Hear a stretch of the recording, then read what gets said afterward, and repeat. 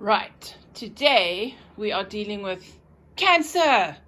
So, remember in the benign video, the background was very boring, very staid and pastel. Now you've got a very explosive, much more me kind of scarf actually. But it's full of activity, it's got spiky stars all over it.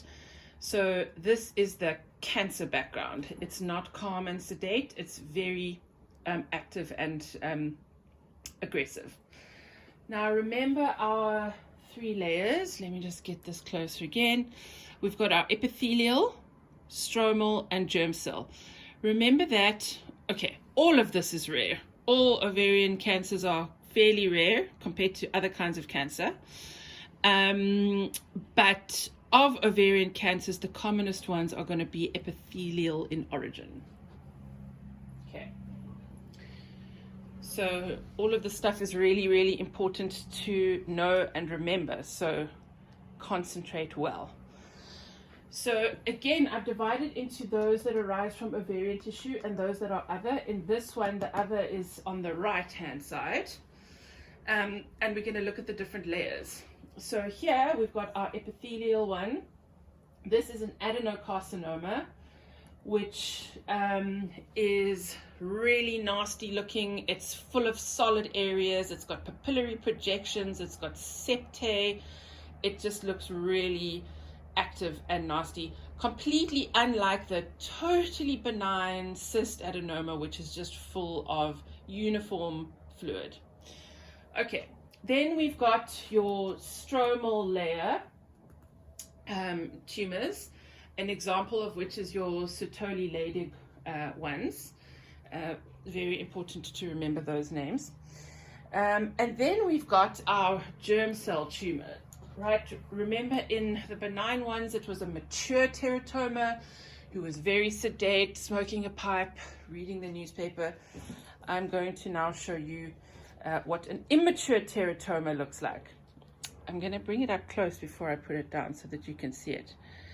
That is 1 times 2-year-old, very immature, having a complete tantrum because mom said it's time to leave the fire truck and go home.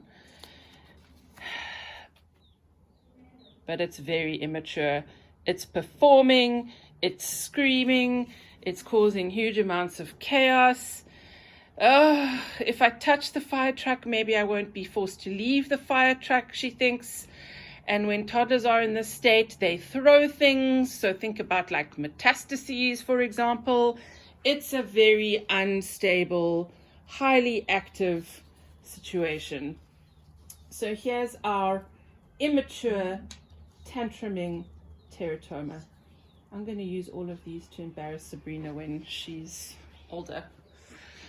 Okay, and then we've got the tumor that is the other. This is your Crookenburg tumor. And what can happen there is that a tumor of the bowel or GI tract somewhere can kind of break off and make its way down into the ovary. Okay, so it's very important to know what these are all called and what the classifications are and what their cell line origins are, because it's going to be a life or death situation for you as a doctor. Okay, that's a lie. Naz, you're going to get a fright now. Naz is always here. I'm going to do this.